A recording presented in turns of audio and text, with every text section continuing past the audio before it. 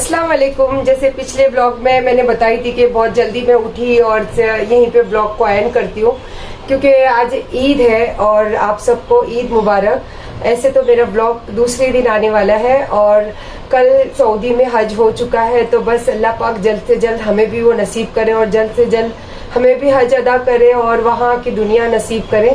बस यही दुआ है मेरी आज। और इंशाअल्लाह बस जिनके घर में बकरे कटे हैं तो उनके घर की खुशियाँ अलग ही होती है और जिनके घर में नहीं है तो कोई बात नहीं। जैसे कि हमारे रिलेटिव के घर में हो या किसी के घर में हो तो गोश्त तो ज़रूर आता है। जैसे मेरे घर में भी आया है, मेरे घर में बकरे नहीं कटे और क्यों नहीं कटे तो इंशाल्लाह वो बातें तो मैं आपके साथ ज़रूर शेयर करूंगी।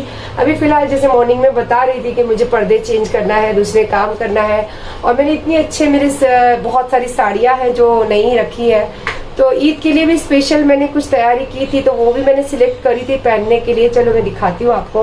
अभी फ़िलहाल तो सारे कपड़े वगैरह मशीन में लग चुके हैं। पर्दे जैसे आप देख रहे हो, पर्दे भी धोने को वहाँ पे पड़े हैं, तो सारी मतलब लगभग घर के काम से तो फारिग हो गई।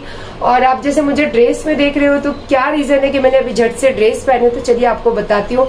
और अमीन के दोस्त लोगों ने भी अमीन के लिए कुछ भेजे, चलिए बताती हूँ आपको।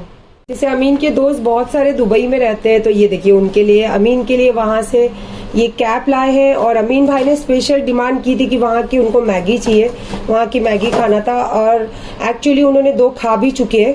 तो इतनी सारी मैगी चॉकलेट्स वगैरह उनके दोस्तों ने दुबई से जो आए हैं फैमिली के साथ यहाँ ईद करने, तो वो लाए।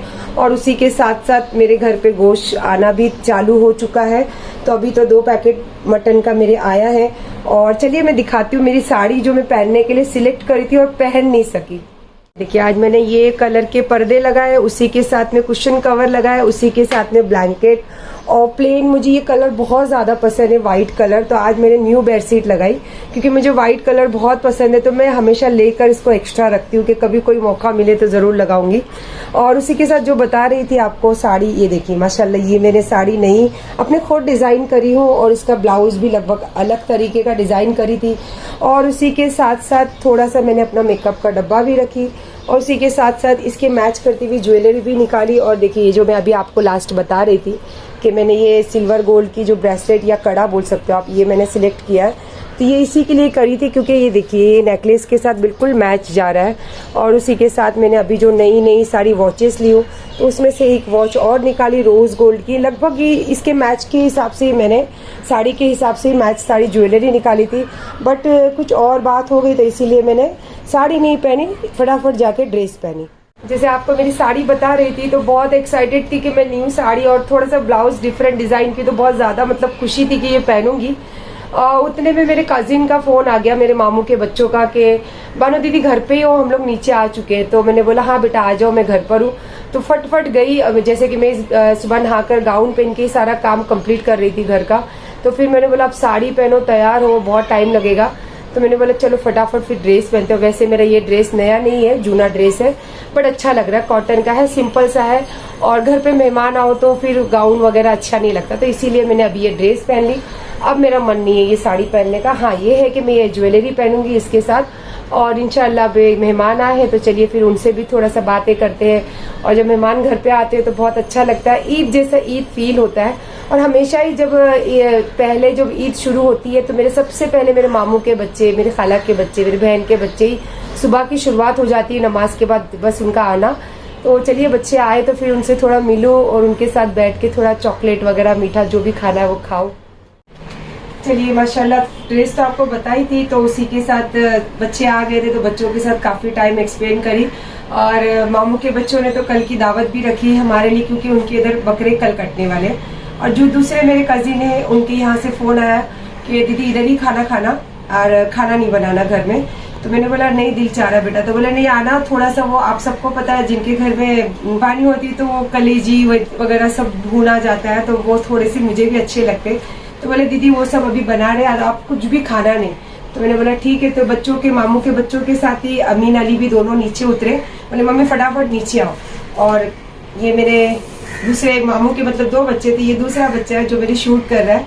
तो चलिए बच्चे तो नीचे उतर चुके हैं और मैंने बताई ना आपको जो ज्वेलरी तो यही पहनूंगी। तो देखो ये मेरी रोज़ गोल्ड पहनी और ये माशाल्लाह मेरे अमीन ने दिया है, इसका जो भी मेरा बर्थडे का गिफ्ट समझ लीजिए। ये वो है, और ये तो मैंने खुद खरीदा था। तो अल्हम्दुलिल्लाह बहुत अच्छी लग रही है और बहुत अच्छा भी फील हो रहा है यार कि आज ईद का दिन है और जब रिश्तेदारों के पास से ऐसी सब अच्छी अच्छी चीज़ें होती है, जैसे दावत में बुलाया जाता है, खुशियों में शामिल किया जाता है, हमारी खुशियों में जब वो आके शामिल होते हैं तो बहुत दिल को सुकून देती है ये सब बातें। तो चलिए फिर मैं तो लंच भी मेरा आज बाहर ही है और डिनर भी आई थिंक मैं थोड़ा बहुत बाहर ही करने वाली, क्योंकि मेरे 3-4 कजिन की यहाँ बकरे कटे हैं। तो चलिए अब तो मैं निकल रही हूँ यहाँ से। चलिए, जैसे मैं हमेशा यहाँ से आप लोगों से बातें करते रहती हूँ, ये मेरी सोसाइटी का ये जगह मोस्टली आपको दिखती है बिकॉज़ मैं गाड़ी से यहीं उतरती हूँ और मेरा बस इसके सामने ही बिल्डिंग है।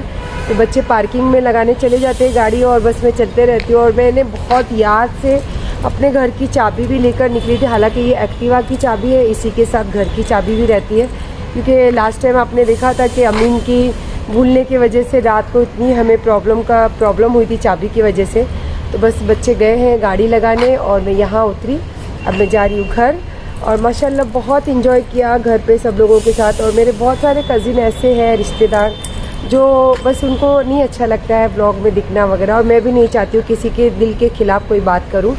तो खैर बस वो ज़रूरी नहीं है, ज़रूरी ये था कि मैं उनके साथ टाइम बिताऊँ और बस हम खुश रहें और एक दूसरे के साथ मिलकर जो खुशी मिलनी चाहिए वो मुझे भी मिली। और मुझे लगता वो भी बहुत ज़्यादा खुश थे और अभी भी मुझे आने नहीं दे रहे थे, कह रहे थे नहीं अभी मत जाओ दीदी, शाम को डिनर यहीं कर जाओ। तो मैंने बोली नहीं बेटा अभी तो मेरा बहुत पेट भरा है, अभी मैं जा रही हूँ। और थक भी गई थी। कैसे होता है जैसे अपने घर पे थोड़ी फ्रीडम होती है, वहाँ बच्चे थे मेहमान जैसा, मतलब बहुत सारे बच्चे, मामू के बच्चे थे, खाला के बच्चे थे, बहन के बच्चे थे और दूसरे कज़िन भी थे। तो बस उन लोगों के साथ बहुत अच्छा वक्त बीता, बहुत अच्छा लगा, खाना वगैरह खाई।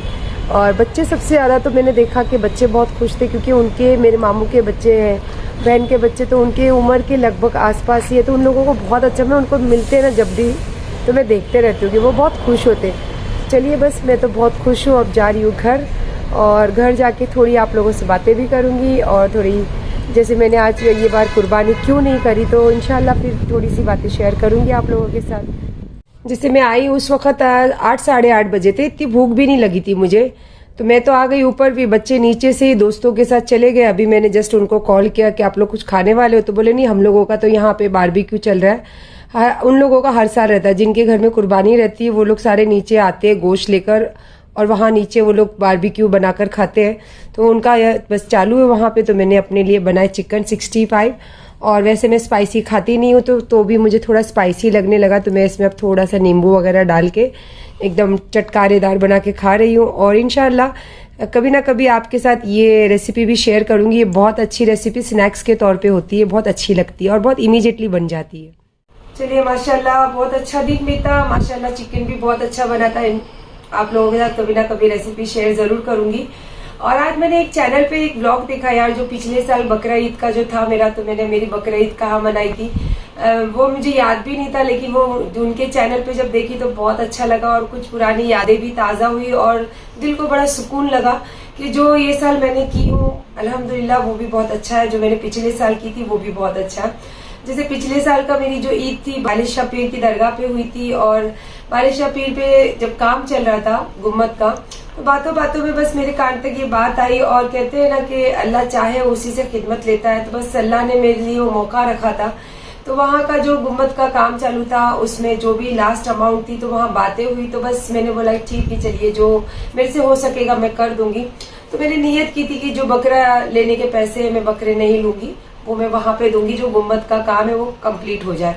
तो अल्हम्दुलिल्लाह वो हो गया और ताजपोशी भी हुई इंशाल्लाह, बहुत अच्छा हुआ वो भी।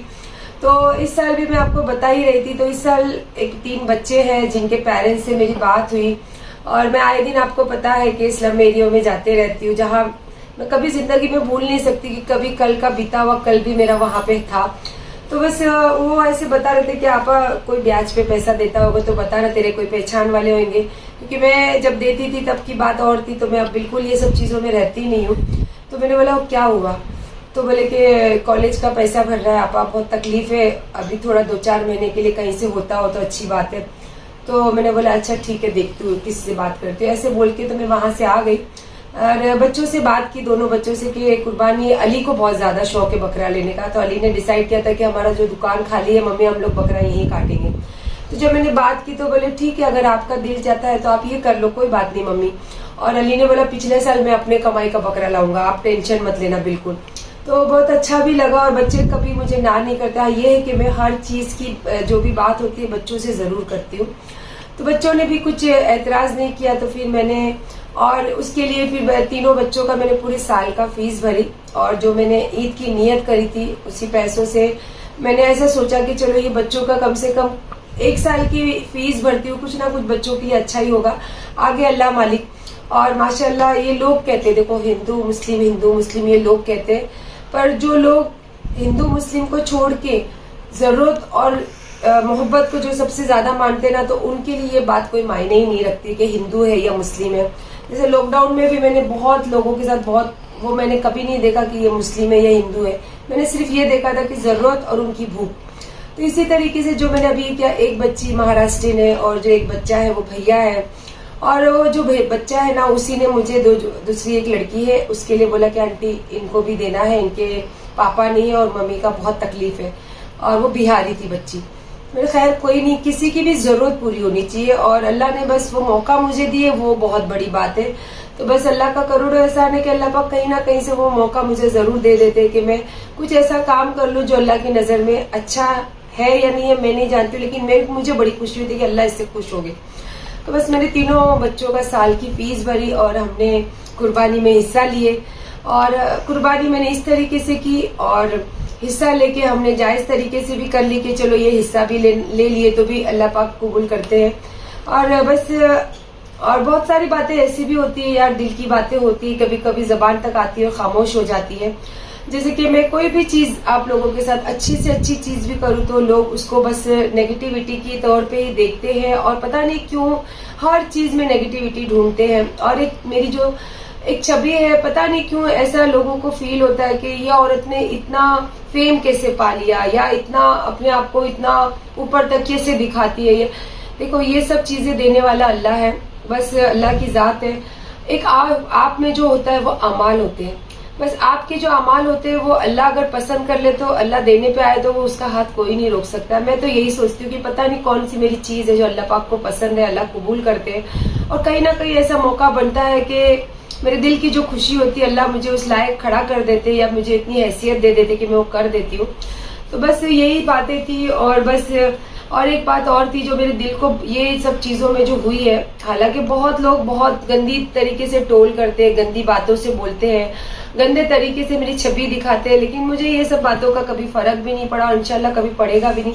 हाँ, एक बात है जो मेरे दिलो दिमाग को एकदम झंझोड़ के रखी है, वो है एक माँ बेटे का रिश्ता। जो लोग मैंने लास्ट टाइम भी बताया कि चैनल पे मेरा थंबनेल लगाते हैं या फिर मेरे नाम की बातें करते हैं, तो मैंने कभी ऑब्जेक्शन नहीं लिया। आपने देखा हो कि मैं इतने वीडियोस बनाती हूँ, इंस्टाग्राम हो, यूट्यूब हो, मैंने कभी किसी का नाम नहीं लिया, या मैंने कभी किसी की छवि नहीं ली, या मैंने कभी हाँ एक नाम लिया था जो वो मेरा अपना था। लोगों ने उसको भी ऑब्जेक्शन उठाया तो मैंने वादा किया मैं कभी नाम नहीं लूंगी, मैंने वो भी नाम लेना छोड़ दिया। पर पता नहीं क्यों लोग मुझे इतनी तकलीफ देते। ये तकलीफ तो ठीक है, होती है, एक टाइम होता है, अक्सर तकलीफ होती है, मैं भूल भी जाती हूँ। पर इस सब में एक बात जो हुई है वो सबसे गंदी हुई है कि एक माँ बेटे का रिश्ता। मैं अकेली एक माँ बेटा नहीं, दुनिया में बहुत माँ बेटे हैं जो ऐसी बॉन्डिंग होती है कि वो एक दूसरे के बिना रह नहीं सकते। और मैं अल्लाह से चाहूंगी कि अल्लाह हर माँ बाप में, हर माँ बेटे में वही रिश्ता, वही बॉन्डिंग रहे कि माँ और बेटा बाद में वो सबसे पहले एक दोस्त रहे।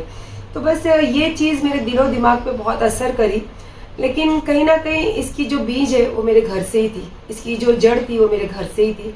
तो इसीलिए मैं उस बात को बहुत अवॉइड करने की कोशिश करती हूँ, लेकिन फिर कहीं ना कहीं वो मेरे दिलो दिमाग में आ जाती है और मैं अपसेट हो जाती हूँ। फिर मेरे दोनों बच्चे मेहनत करते, फिर मुझे खड़ा करते। तो बस ऐसी जिंदगी चल रही है। लेकिन उसमें अगर ऐसे जब कभी पल आते, कोई ज़रूरतमंद को मैं किसी चीज़ की हेल्प कर दी, या कोई मेरे घर तक आके मुझे हेल्प मांगते और उस वक्त मैं अगर कर सकती हूँ तो कर देती हूँ, बस वो चीज़ें जो है मेरे दिल को बड़ी खुशी देती है। और फिर कहीं ना कहीं हिम्मत होती है कि नहीं सायरा, कि अल्लाह ने बस आपको इस चीज़ के लिए खड़ा किया है तो आप खड़े रहिए, ठीक है, ये ज़िंदगी है, इसमें ये भी देखना और वो भी देखना। तो खैर ये सब चीज़ों के साथ आज दिन भी बहुत अच्छा बीता और ईद भी बहुत अच्छी गई। और हम आज हमारे सगे वालों के इधर दावत भी खा कर आए, कल भी हमारी दावत है। तो बस दुआ करती हूँ यार कि अल्लाह ऐसी हमेशा ज़िंदगी में कहीं ना कहीं मुझे मौका देते रहे। और आप लोगों के हक़ में ये दुआ करती हूँ कि आप जब भी आपको किसी की ज़रूरत पड़े या किसी की हेल्प करने की ज़रूरत आए तो आपके अगर हो सकता है तो आप ज़रूर करना। उससे कुछ नहीं तो कम से कम उनकी दिल की दुआ ज़रूर मिलेगी, और दिल की दुआ कभी खाली नहीं जाती है। तो बस इसी बातों के साथ ब्लॉग करूँगी एंड, और इंशाल्लाह देखते हैं फिर कल की सुबह क्या लेकर आती है। आज के लिए तो अल्लाह हाफिज़।